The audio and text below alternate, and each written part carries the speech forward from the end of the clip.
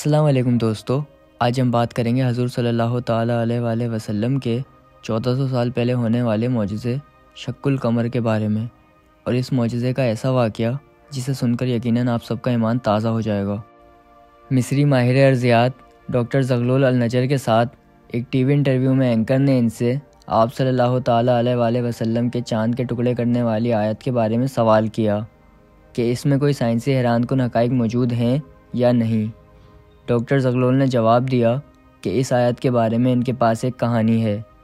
انہوں نے بتانا شروع کیا کہ ایک مرتبہ انہوں نے برطانیہ کے مغرب میں کارڈف یونیورسٹی میں ایک لیکچر دیا تھا۔ شرکا میں مسلمان اور غیر مسلم دونوں شامل تھے۔ نوبل قرآن میں شامل سائنسی حقائق کے گرد ایک اہم مکالمہ ہو رہا تھا۔ لیکچر کے دوران ایک مسلمان نوجوان کھڑے ہو کر مجھ سے پوچھنے لگا کہ جناب کیا آپ اس قرآن کی آیت کو سائنس سے ثابت کر سکتے ہیں؟ ڈاکٹر نجر نے جواب دیا، نہیں، کیونکہ سائنسی حیران کن دریافتوں کی تشریح سائنس کے ذریعے کی جاتی ہے، جبکہ معجزہ ایک مافوق الفطرت چیز ہے جس کی عام طور پر تشریح نہیں کی جا سکتی۔ چاند کا پھٹ جانا ایک معجزہ ہے جو نبی اکرم صلی اللہ تعالیٰ علیہ وآلہ وسلم کی نبوت کو ثابت کرنے کے لیے پیش آیا۔ ٹھوس معجزات صرف ان لوگوں کے لیے سچائی کی گواہی ہیں جنہوں نے اسے دیکھا۔ قرآن اور سنت نبوی میں صرف اس واقعے کا ذکر ہے جس نے ہمیں یقین دلایا، ورنہ ہم اس دور کے مسلمان کبھی اس پر ایمان نہ لاتے۔ اس کے علاوہ ہم یقینی طور پر جانتے ہیں کہ اللہ ہر چیز پر قادر ہے۔ اس موقع پر ڈاکٹر زغلول نے چاند کے ٹوٹنے کی کہانی بیان کی، جیسا کہ سنت کی کتابوں میں شامل ہے۔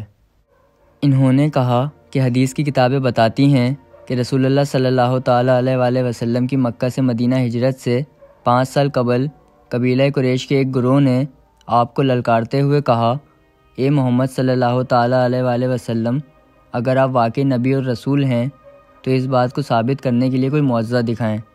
تو آپ صلی اللہ تعالیٰ علیہ وآلہ وسلم نے ان سے پوچھا کہ تم کیا چاہتے ہو؟ انہوں نے آپ صلی اللہ تعالیٰ علیہ وآلہ وسلم کے لیے معاملات کو پیچیدہ کرنے کی کوشش میں کہا، ہمارے لیے چاند کو الگ کر دو۔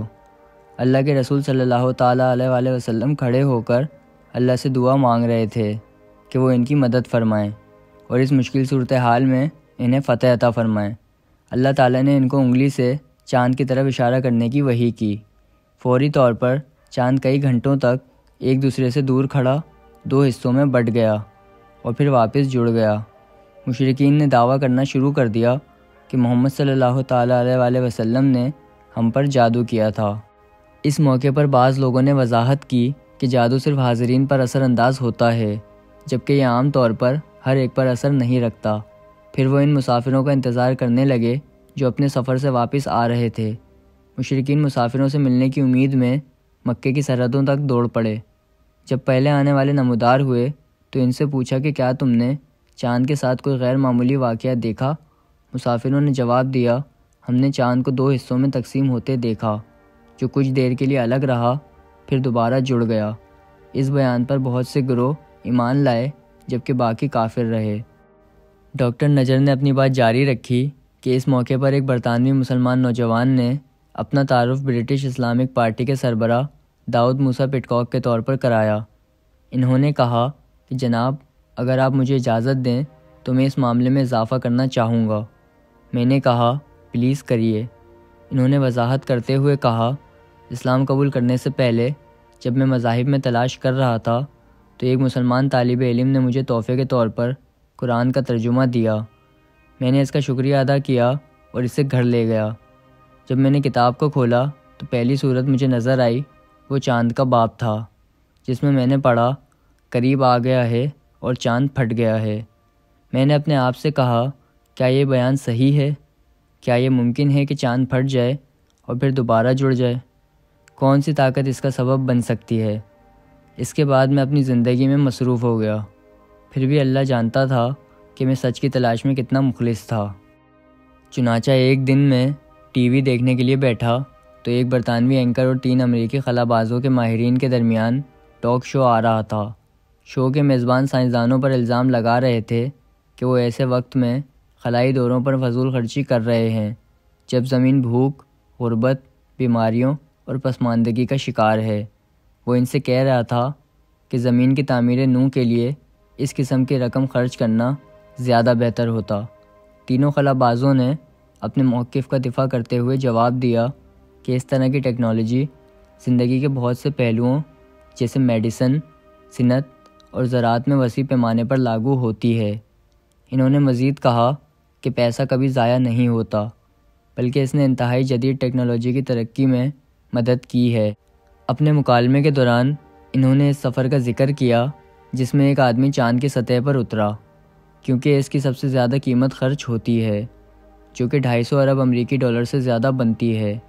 برطانوی ٹی وی اینکر نے کہا، یہ کیسی کفایت شاری ہے، اتنے پیسے صرف چاند کی سطح پر امریکی پرچم لگانے کے لیے؟